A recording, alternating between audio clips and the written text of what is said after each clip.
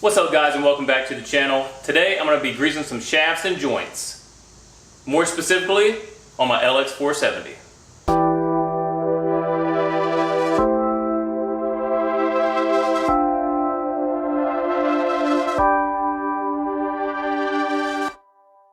Now this is the first time that I've ever done anything like this before, as in most projects that I do, so please bear with me. Today we're going to be using a Lincoln manufactured grease gun, model number 1134, and this has had really good reviews, and a lot of people have used this on Land Cruisers and LX470s. And on top of that, Eat, Sleep, and Drive used this same exact model in his video whenever he did his drive shaft. So I went ahead and picked one up. I can say from the initial unboxing, the quality looks really nice, and it looks like it's going to be a tool that is going to be very durable and useful for years to come. As far as the grease that I'm going to be using today, I'm going to be using Valvoline full synthetic moly fortified gray grease. So the reason that I wanted to grease the drive shafts and the joints in the first place is that I noticed that from going from park into drive and then drive into reverse and vice versa, there was some clunking going on. Now when I watched Eat, Sleep, and Drive video, this seemed to be the same issue that he was having with his Land Cruiser. After he greased his vehicle, it seemed to shift and move in and out of gear so much easier. So for the little amount of money that it costs to buy these products, I figured that I would go ahead and give it a shot and see if it would help on this LX470. Now looking at the past maintenance record in Carfax, the last time that this had its chassis greased at all was over 150,000 miles ago. I can say from looking underneath it, everything looks pretty dry, so I'm not going to be surprised if we end up using a lot of this grease on this vehicle today. Alright, so let's go ahead and open this up, put it in the canister, get it prepped ready, get under the vehicle, and lube that shaft. So as you can see from here, I already got up under the vehicle and cleaned some of these Zerk fittings pretty thoroughly with this toothbrush, and then on top of that I hit them with a rag and brake clean to make sure there was no debris that might get into the internals whenever I'm pushing this grease. So I did this for the back. I haven't done it from the front yet because the back was already facing down and the front is facing up. So once we move to the front, I'll go ahead and clean and do the same exact thing up there. So first thing we want to do is grab the body of the grease gun, and we're going to pull the handle back. And if you see here, there's this little notch where you're going to slot that over. And there you go, holding it in place. Next, you're going to take your grease. There's two ends to it. There's a large end and then there's a smaller end. You're going to take the large end off and you're going to set that down in the canister. And then you're going to take and set that towards the pistol grip. And then from there, as the instructions say, we're loosely going to put these together. And then we're going to release this and let all the air out that we can until we see a little bit of grease coming around the edges here. And then once we see the grease coming around the edges, we're going to go ahead and seal it down completely, run some grease through the nozzle here, and then we're going to be ready and set to get under the vehicle and grease our shafts. Alright, so I just took a second to read the instructions again. So after you release that, you just slightly rotate this T-handle until you feel it engaged with the plunger that's inside here. So before, once I had just disengaged it, if I would have just pushed this T-handle, it would have gone straight to the top. Now since I have disengaged it and twisted it, I can feel a little bit of resistance. And then if you can see here, we're starting to have some grease come from around the fittings. So just a little bit of pressure.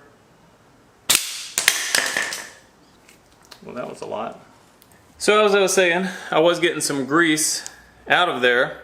So you want it loosely tighten, but tighten up enough where if you put pressure to push the grease out, it doesn't go flying across the floor like mine did. I've tightened it down pretty snug, and now should just be able to release the handle, push it in, and we should be able to go ahead and start pumping and see some grease come out of the end of this tube. Alright, so as you can see there, we're starting to have the grease come out. So we should be all good now, so we should be ready to get under the vehicle, hook these things up, and grease our fittings. Alright, so as you can see, we're in the back of the vehicle. And right here is one of those fittings that we cleaned. If you can see right in there. There's another one hidden right there. And then as we go to the front of the vehicle, right in there is the third one hidden. So from mid-vehicle back, there's 3, and then there's another 3 up front. So basically the deal with these fittings is that you want to keep pumping the grease until you see the grease come out from around the seals. In the video for Eat, Sleep, and Drive, he said there's some different train of thoughts for that, but just as my manual says, and so did his manual say, it said to go ahead and squeeze the grease until it comes from around the seals. So as he did it, that's how I'm gonna do it. That's what Toyota and Lexus say to do it. So let's go ahead and hook this thing up and see how many pumps it takes.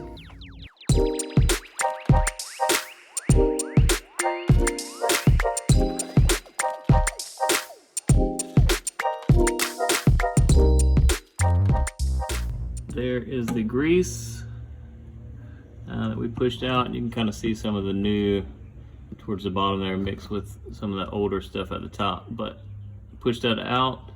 That grease fitting worked fine. And then I moved up closer to the transfer case. That fitting worked fine.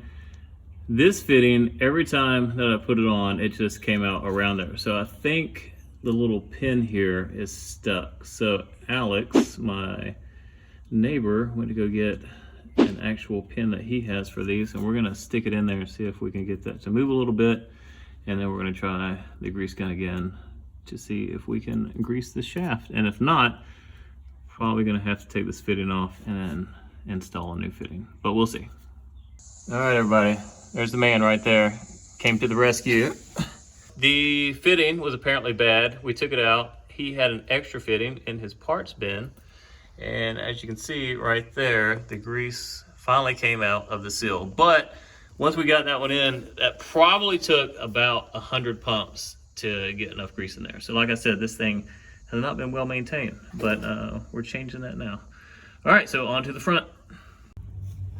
All right, guys, we're up here at the front. Jack stands are not tall enough to keep this suspended to freely rotate the shaft in neutral. So what I did is, since I already did the back, I just drove forward a little bit, exposed these, and then here's one close to the transfer case right there. So we're gonna start up here and then work our way back to the transfer case and put you on a quick time lapse. Hopefully there's no hiccups like in the back, and we'll be done in about 5 minutes.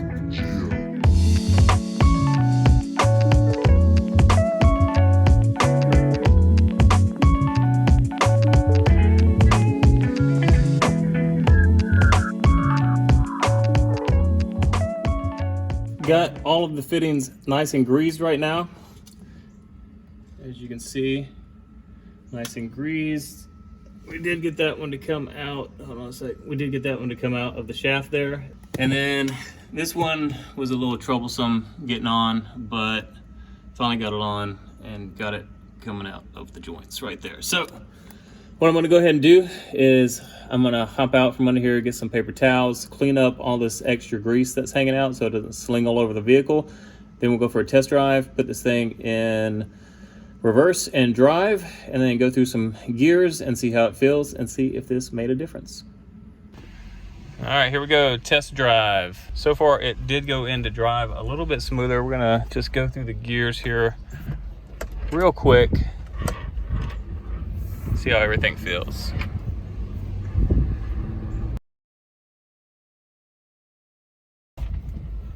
So all in all, at these low speeds, I can't really tell too much. Pretty much all the gear shifting on the highway and just even around town has always been smooth. It's really just been going from park to reverse and then also to drive and back and forth between those gears. But as of right now, I mean, it feels really good driving out here. You can't even feel the shifts happening. So that's always a good thing. So once we get back to the house, I'm gonna put it into reverse, see how it feels going into reverse, and then put it back into drive and see if it has made any bit of a difference. All right, so here we go, into reverse. A little clunk there, but it was smoother than what it typically is. All right, go ahead and stop. Put put this back into drive. A little clunk there, but it was less than what it typically was. So I do think overall this has helped. Even just a little bit, it has helped some. Obviously it is a maintenance item. Yeah, that's a lot smoother. It's hard to tell, but it just really used to clunk into gear before when I used to do that. But yeah, that's a lot smoother than what it was. So this is a maintenance item. It's something that obviously was not maintained on this vehicle, as evidence from how many pumps I had to put through all those fittings into the shafts and the joints. Well, really into the shafts, not so much the joints. All right, so let's park this thing and wrap it up. All right guys, that's gonna do it for this quick video of greasing your drive shaft and joints. Overall, it's a pretty easy process. We did run into that one fitting that was jammed or corroded, or who knows what it was, but we quickly took that one out, replaced it with a new one, no issue, got the drive shaft nice and greased up. Everything seems to be working fine. As I said before, it really wasn't an issue when we were on the road. It was mostly whenever I was stopped and I was switching from reverse to drive or drive to reverse. I would say that as of right now, initial assessment is probably 60 to 70% better going between those gears than what it was. So overall, I say it was a success. It is something that needs to be done on a regular basis anyways. So make sure to check your vehicle's maintenance schedule so you know exactly what those intervals are. Also, be sure to go over to Eat, Sleep, and Drive. Check out his video on doing the drive shafts. See if there's a little bit different point of view and perspective from his channel. Also, he has the links to the gun and the grease that I use today, and I believe he has an Amazon link, so it's going to help him out. That's not something that I have right now, maybe in the future, but go check Eat, Sleep, and Drive out.